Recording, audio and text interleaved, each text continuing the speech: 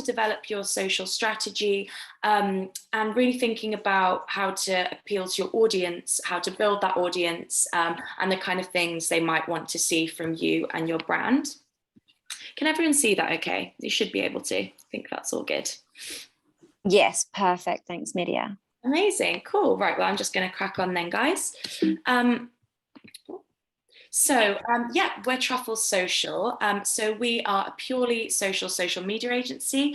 We've been around since 2010, which is actually quite a long time. And we're one of the oldest social media agencies in London, which, yeah, makes us social veterans, really. And we work across all platforms and a broad range of clients as well.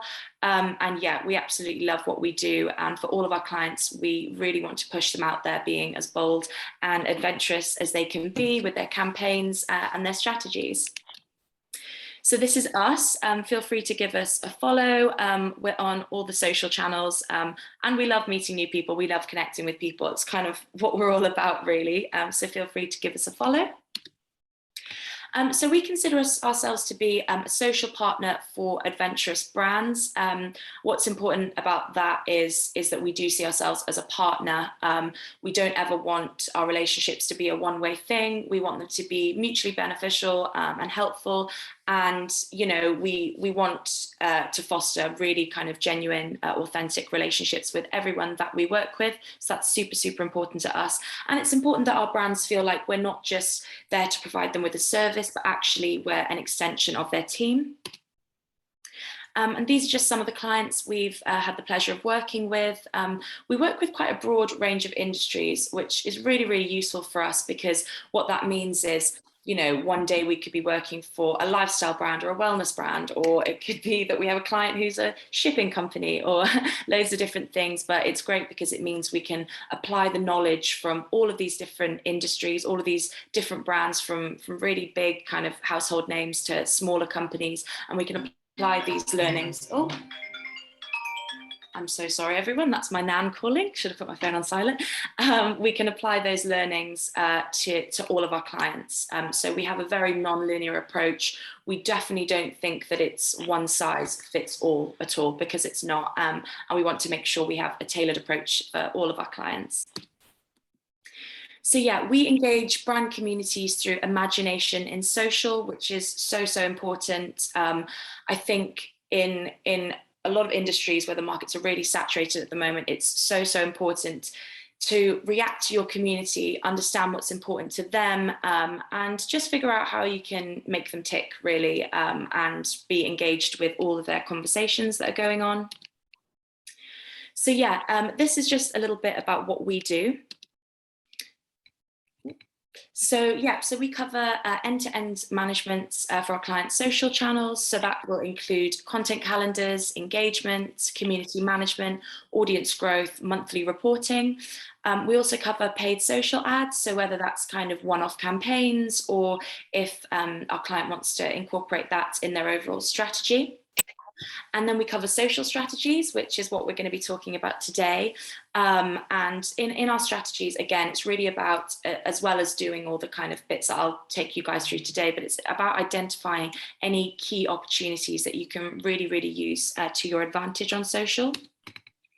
We cover content production, so that's everything from developing the initial ideas to designing the graphics, animations. You'll see on the right, that's one of our whiskey clients who we do a regular monthly photo shoot for. And we do the art direction for all of this as well. So that's all the kind of production management and everything optimized for social. So we also do a lot of creative campaigns. So that might be, as Rebecca was saying, maybe it's like a kind of lead up to Christmas campaign, or a real push for a particular product launch or a collection. We edit and kind of sort all of the management for those out as well. We're also really hot on our reactive content. So that's very much round the clock monitoring and trend watching, and always kind of keeping an eye out for any opportunities for our clients that they can really, really excel in. And we also do influencer collaborations and celebrity ambassadors as well. As for a lot of brands, this is a really, really great way to kind of step themselves up and to drive further reach for their audiences. We also manage any brand partnerships and kind of sponsorships as well. So any collaborations like that for our brands. And a kind of newer one that we're doing at the moment is social PR. So as a lot of you will know, the PR landscape has changed dramatically over the past couple of years. And, you know, where it used to be about having a piece in a magazine, it's now about a post on social media. So we work for that for our clients as well, which is really, really interesting. So now how we create a strategy. So I'm just going to take you guys through. So what we would do normally for our clients, we would host an immersion session. So that would basically just be an initial meeting with them to basically just understand, you know, their brand guidelines, their positioning. We would talk about the competitor landscape. We would think about the social landscape and any kind of trends and opportunities there as well. And then we would then go over any brand guidelines they might originally have in place that can cover things like fonts or any color palettes they use, any imagery or assets and design kind of things like that. Also, it might cover their audience targeting and platform optimization and things like content pillars. So as I said, for our clients, this is what we would always start with, because you can't possibly, you know, advise on an outline of strategy if you don't really understand the brand. So that is always what we would start with. And there's a lovely photo of our team on the right there. I think that's after a strategy meeting or something. But what I'm going to talk to you guys about today is basically, this is what a social strategy might look like, the contents. So your part one would always be outlining your mission, your objectives, also a social audit of your current platforms. So kind of looking at what you're doing at the moment. Sorry about that, guys. Sorry about the email. Looking about what you're doing at the moment. And where you can kind of improve there. Also, research of the current landscape is super important. Also, your competitor analysis is a huge one. And then in our part two, we would look at your purpose, your brand values and perception. We would consider your audience segmentation and trying to put this into kind of categories and profiles. As for a lot of brands, you know, some brands might want to be target potential employees, some brands might want to be targeting new customers, or it really depends on the individual. We would also look at your current content pillars and maybe improve or slightly readjust and redefine those. Also establishing a tone of voice, which if people haven't already is a huge thing across social. And we would also lay out the foundations for kind of rules of engagement and an overarching engagement strategy. And then just content planning. So how exactly we're going to plan out the content and what things we want to bear in mind when we're doing that. And also a bespoke approach. So any other things relevant to the brand that you might want to consider to just, you know, really identify any more opportunities. So first things first, so the mission of your brand. Now, this is so important because obviously this is what's going to trickle down to every other element of your business and shape all your activities on social and beyond.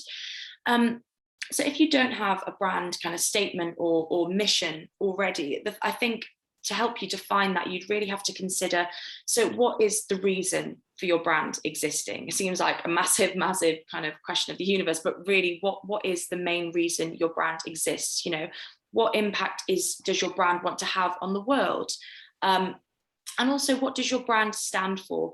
I think at the moment as well on social, you know, a lot of brands are being criticized for either not speaking out about things or not having a say on things. And don't get me wrong, I don't think you should have a say on everything, but I think as a brand or as an account, you need to know, okay, well, what things do we want to get behind and what things do we want to reshare to show people that, you know, this is important to us.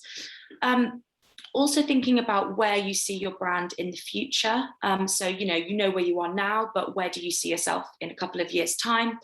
And also what distinguishes your mission apart from anyone else's? You know, there's always going to be people who you think are doing it bigger and better than you, but what makes you different to them? And what's unique about you in that regard?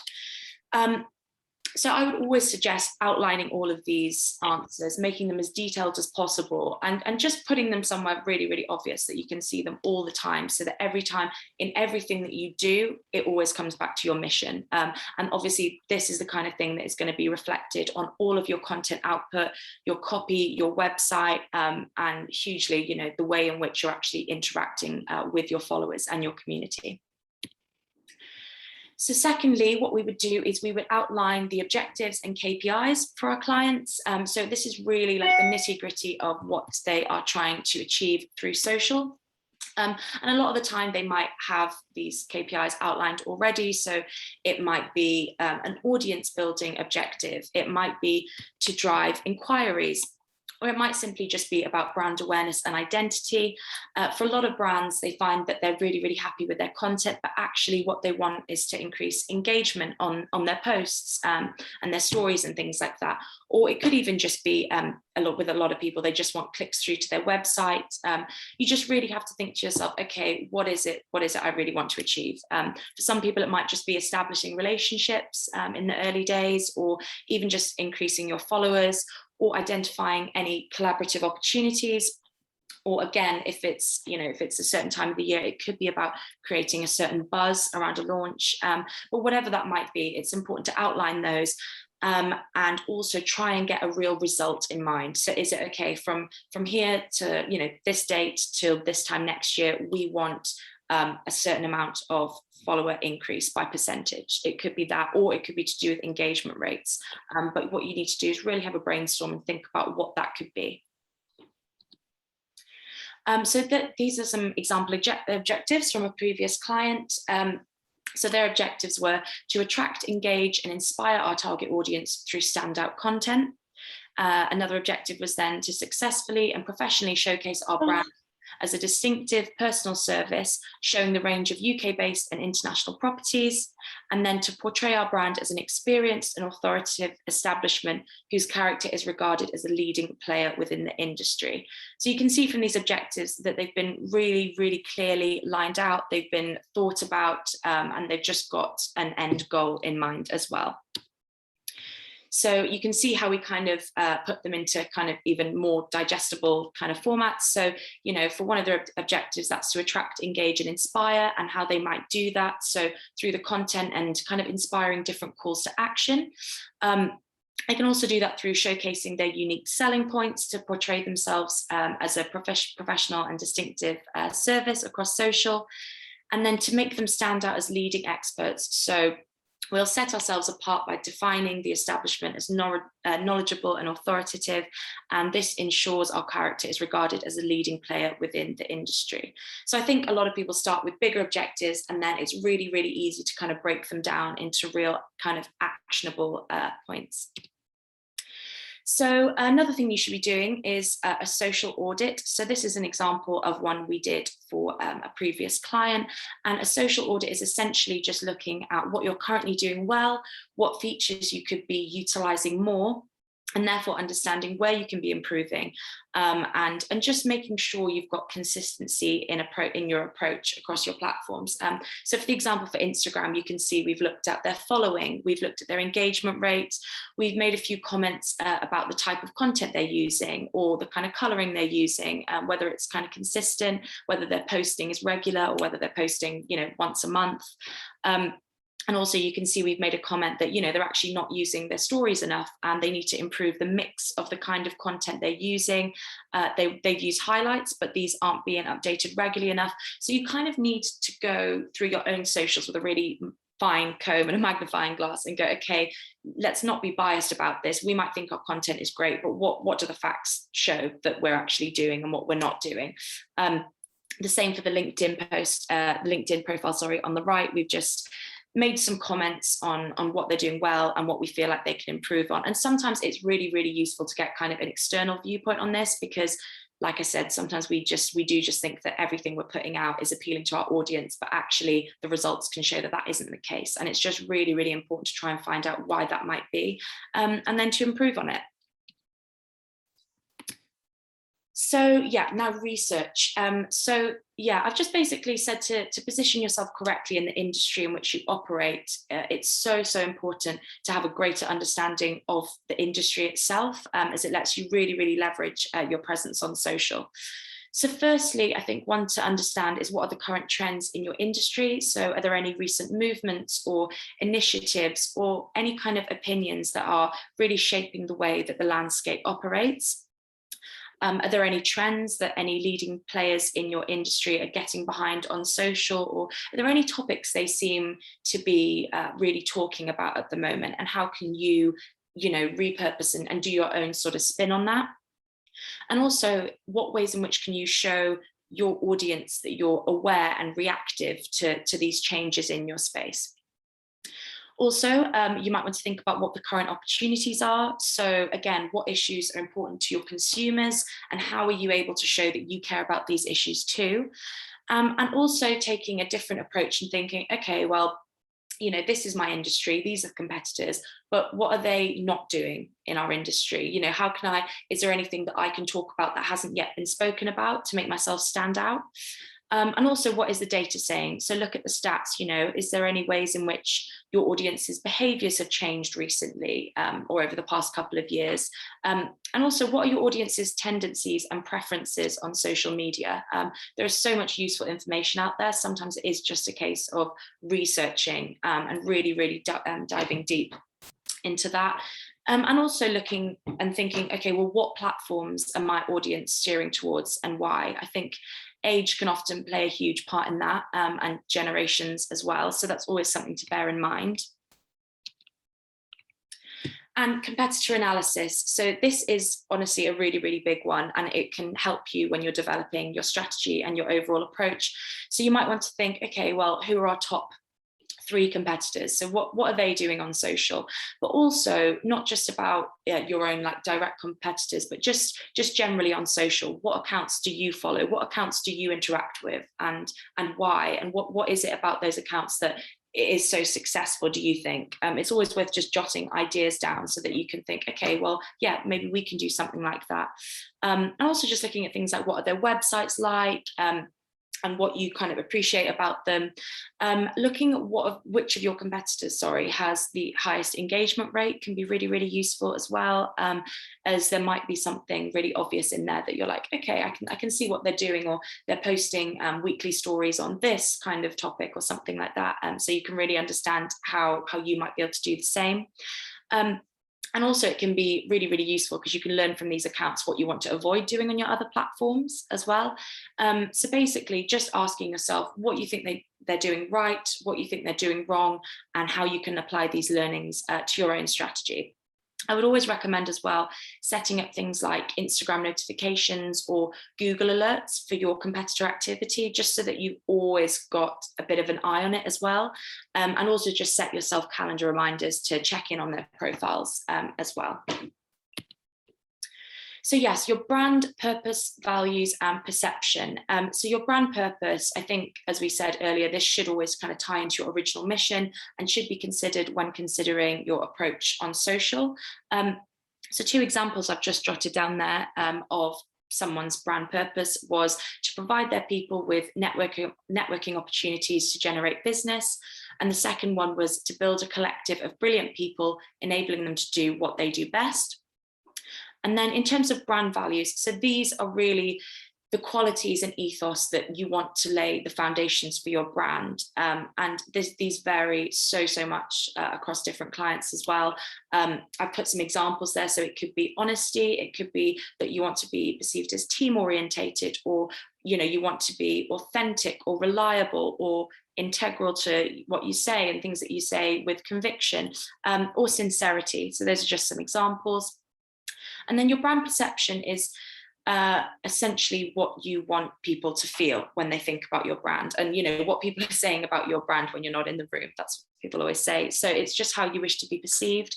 So some examples of that might be you want people to feel like they're in safe hands, or that your product or service is worth the money, or you might want to be seen as approachable and inclusive, or delivering the best possible results. And then the final one I put there is just a credible, different alternative to your competitors.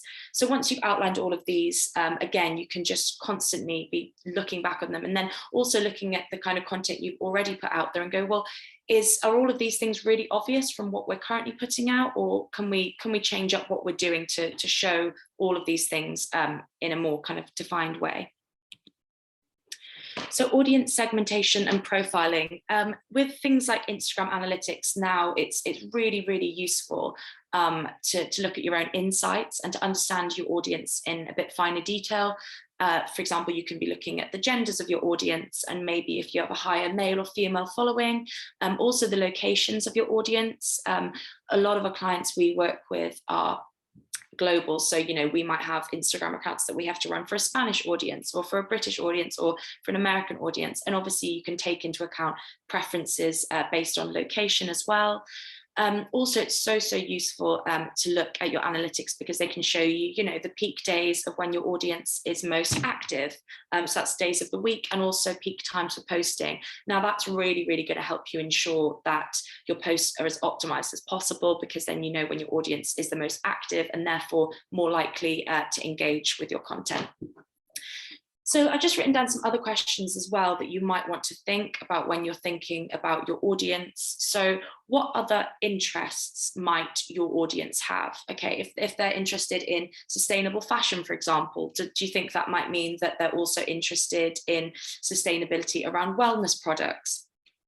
Also, you might want to think about who the kind of people are that your brand might appeal to, because that could inspire content ideas, or maybe it'll give you ideas for other accounts that you want to be engaging with. And also think about what collaborations they might want to see from you. I think things like Mob Kitchen are really good examples of a collaborative approach on Instagram, and those kind of brands that they're always using their own platform to lift other people up. And it's definitely something to bear in mind. Also, when you're looking at your audience, what other accounts are they following, and what other accounts are they interested in? And just as I touched upon earlier as well, how does their generation really affect their behavior on social? And also what kind of content they're kind of engaging with the most. For a lot of people at the moment, we know video content is huge, but are these people, are they looking at Reels more? Are they spending more time on TikTok? That's really, really something you want to consider. And also on the other side of that, what is your audience really against? What do your audience not want to see from you? Because that's so important to understand, as you really don't want to annoy people. And then, okay, so talking about content pillars. So these are really, really useful for outlining any objectives and themes for your content, to essentially establish what kind of content you're posting and the reason for doing so. So if you don't have these already, I would really suggest outlining them within your strategy.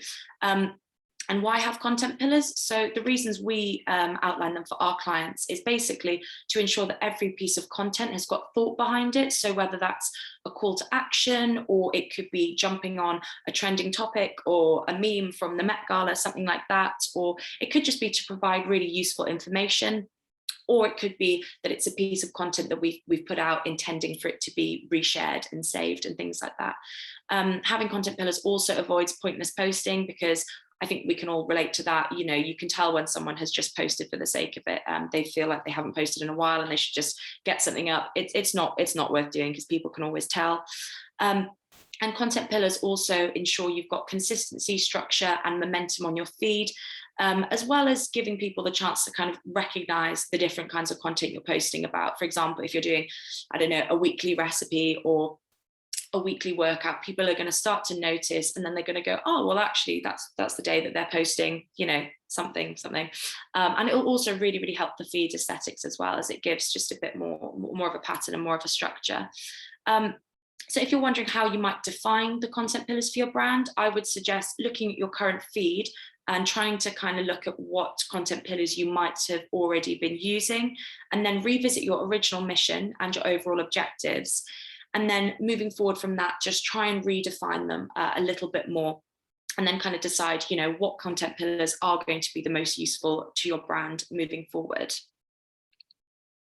So these are some example content pillars that have basically started as objectives, and then we've managed to make them into content pillars for the strategy. So The objective on the left is, the objective was to showcase myself as an expert in my field.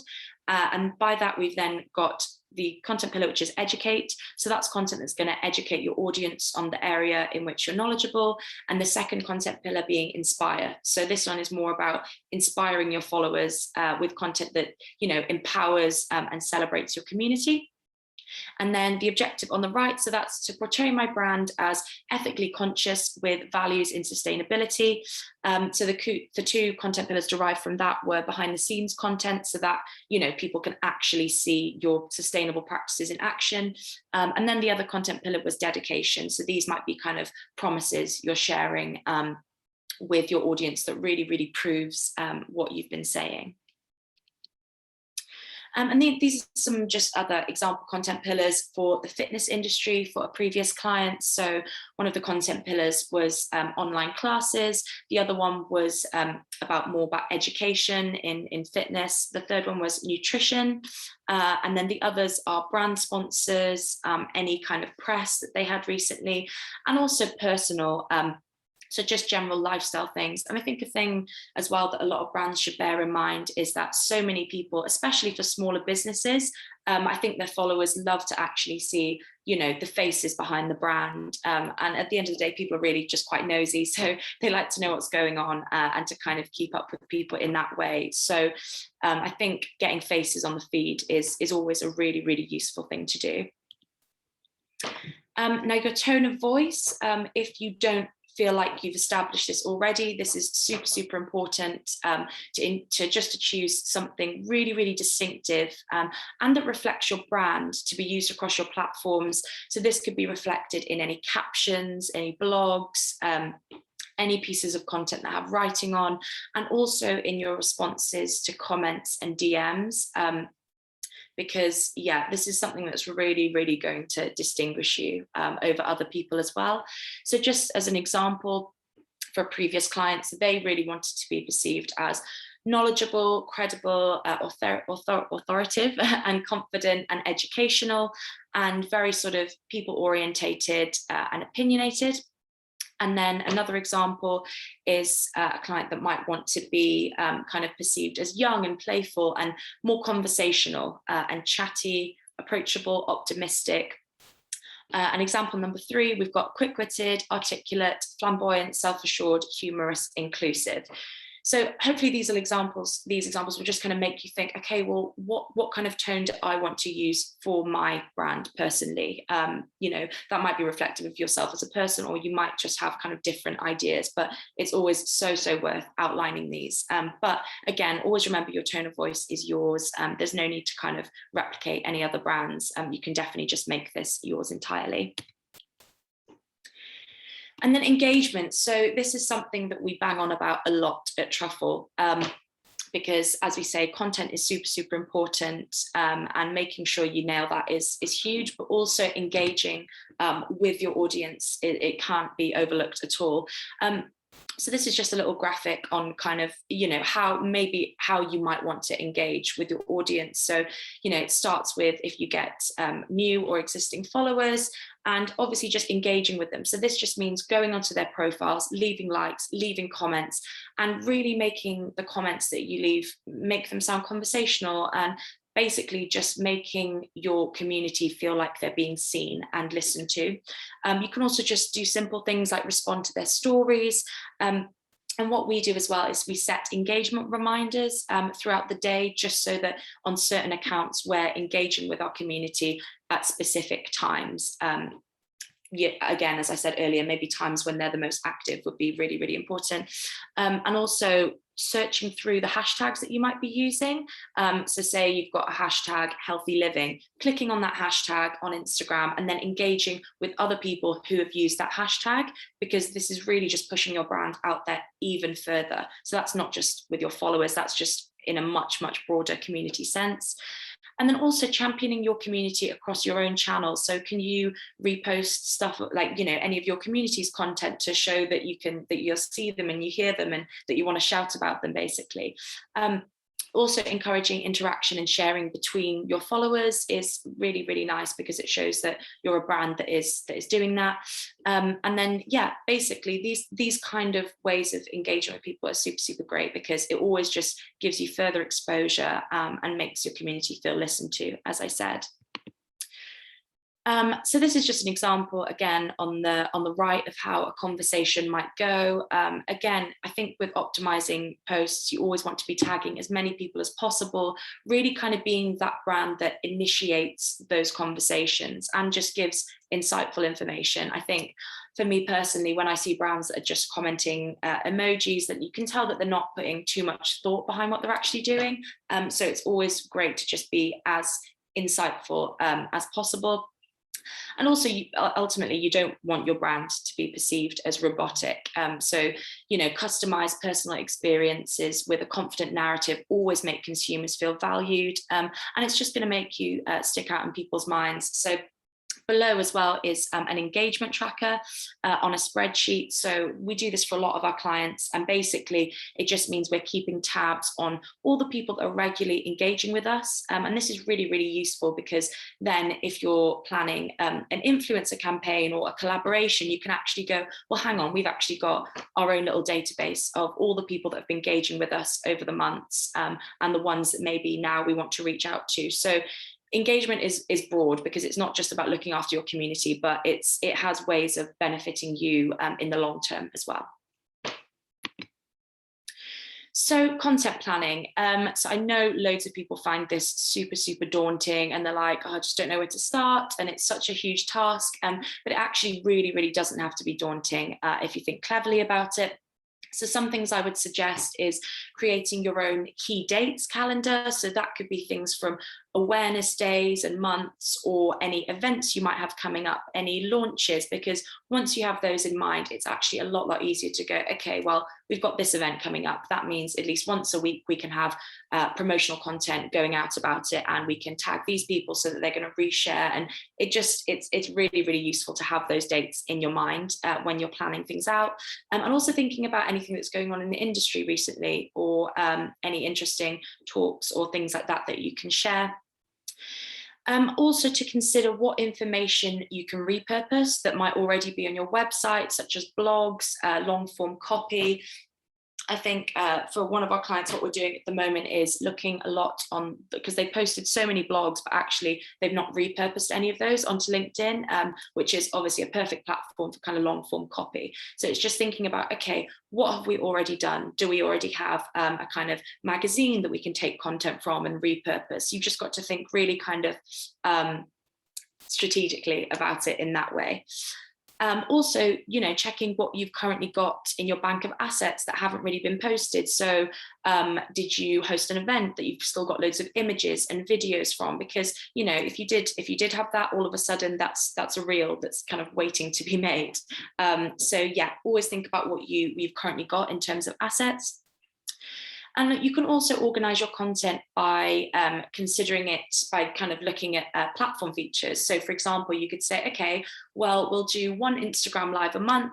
We want to be doing 2 reels a week. And every day we will post 3 stories, 2 of which will be asking a question or a poll, or kind of using Instagram's features.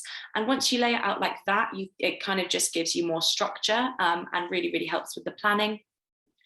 And also when you're planning, obviously, I would always say to look at your insights, as I mentioned before, because what you can do is really, really go deep into the performance of individual posts, and you can go, okay, well, this post got loads of engagement and this one didn't do so well. Why is that? Okay, maybe it's because this was a really text heavy post. Okay, great. Maybe we need to do something that's more visual next time, or something that's a bit more kind of attention grabbing and short and snappy. So as you're going along, always assess everything you're doing, and ask other people's opinion as well, I think is always crucial to that as well.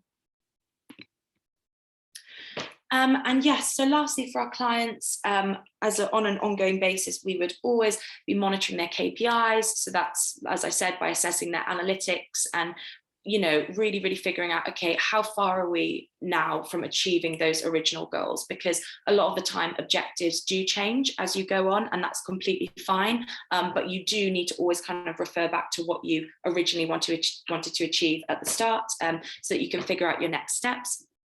And for our clients, we produce monthly reports to check in on their results, figure out what's working and what isn't. So that might, show the post engagement, follower increase or decrease, what posts got certain saves, etc. And it is honestly just the best way of finding out how to move forward and continue.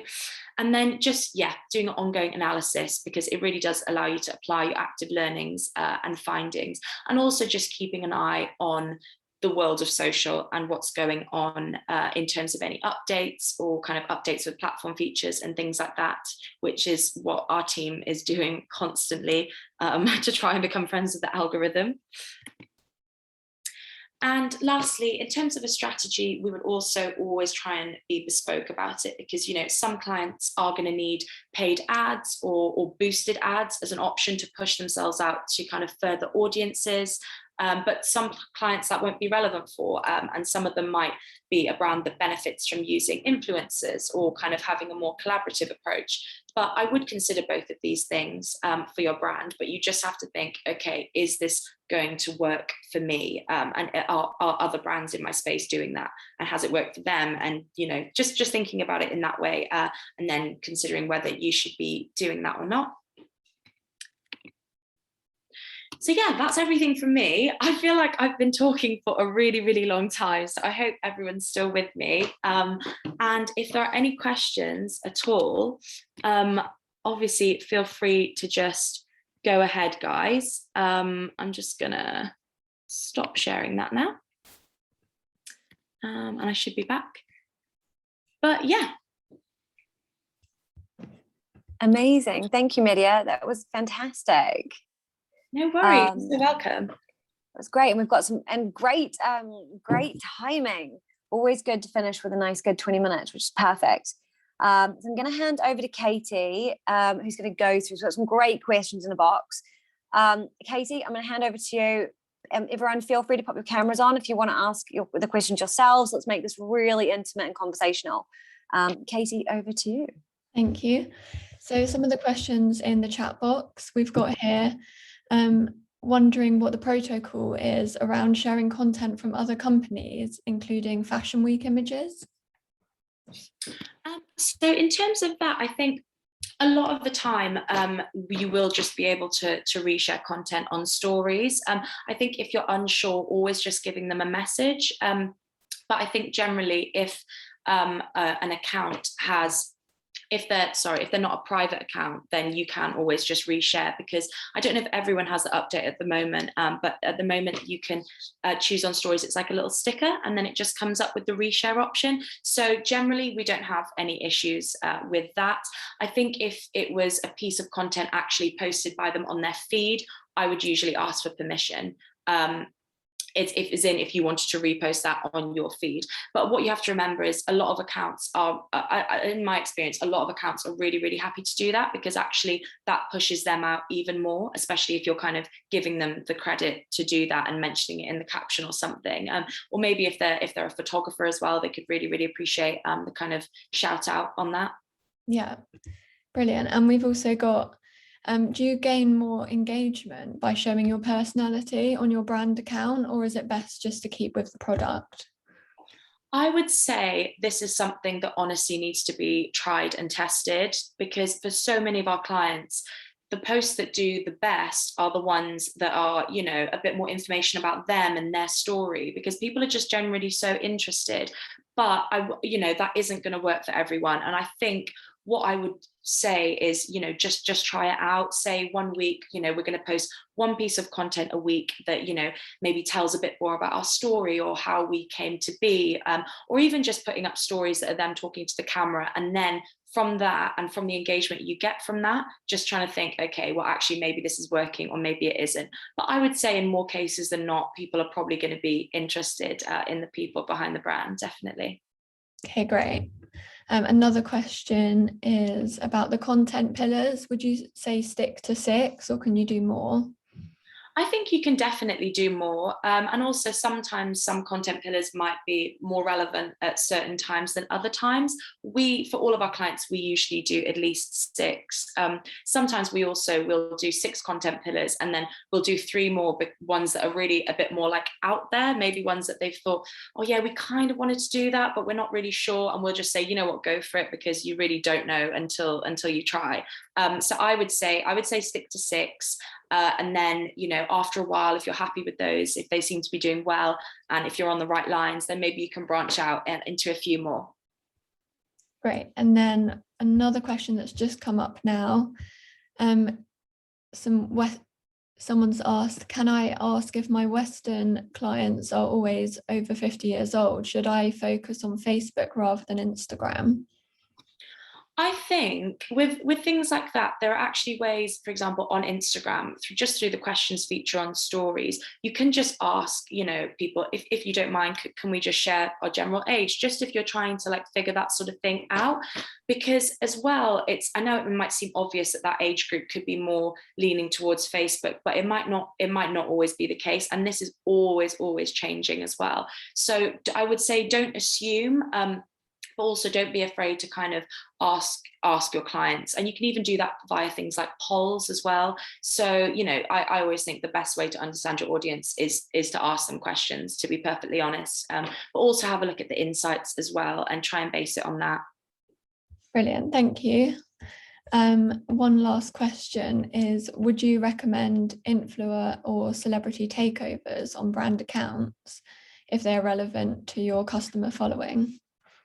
If they're relevant to your customer following, definitely. And we do recommend this for so many of our clients. The reason is because you have to think, okay, if you're a brand with 5,000 followers and there's an influencer or brand partner who has 150 or a couple of 100,000 followers, if they're then doing, say, an Instagram live with you or some kind of takeover, all of the people that engage with their account are going to be interested in what that person is doing. So if you're then involved with that, you know, these are the kind of practices and ways in which you can just gain so much more traction. We call it in Truffle, we've got a word for it, we call it piggybacking. You're essentially piggybacking off another account's success by having a relationship with them and tying yourself into them. So definitely worth doing.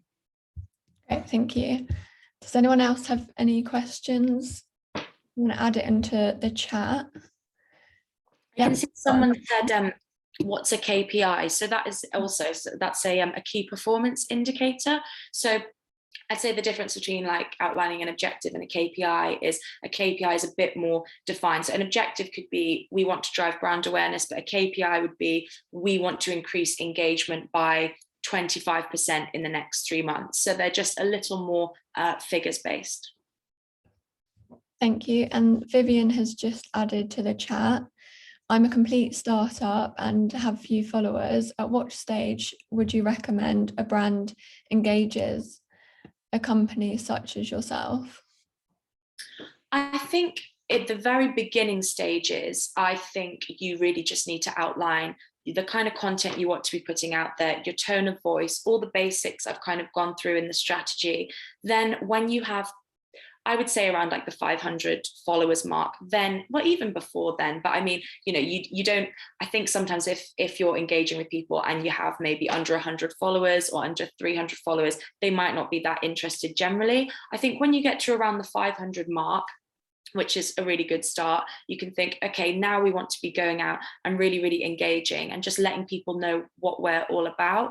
But generally engagement, like I said, it is just something that's going to make you stand out a lot more.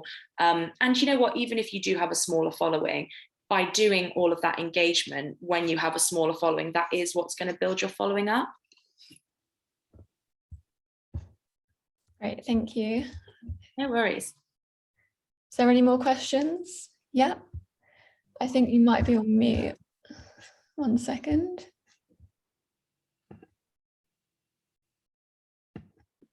Thanks. It might be obvious, but when you said, which was really good, you know, if someone follows you, immediately engage with them like their staff, sort of, if they're a private account, I never request to follow them because I think, well, they're private, you know, they're following me because I'm a brand, but they don't want me to follow them. Do you agree with that, basically? I think if they followed you, I almost think it's a nice compliment to be followed back personally. When it's still private. I think if they're private, you can give them a follow back. I mean, again, this is something that you might want to just trial and test out a little bit. But I think if I'm following a brand, and even if I had a private account and they followed me back, I don't know, it's almost like a very subtle sort of compliment. I think people can take it as, and that's what I would say. I think, and especially if they're following you, they are interested in you. I think that's what you have to remember. So yeah, I wouldn't be afraid to follow them back. Okay, thank you. And suffer the rejection if they don't accept me. Yes, that is a possibility as well, but we have faith that won't happen. Thank you. Great, thank you. I think that's all the questions that we've got at the moment. Amazing. I'd just like to remind everyone as well that you're also coming back on the 20th to do part 2. Yes. That'd be great, which is to do more with influencers.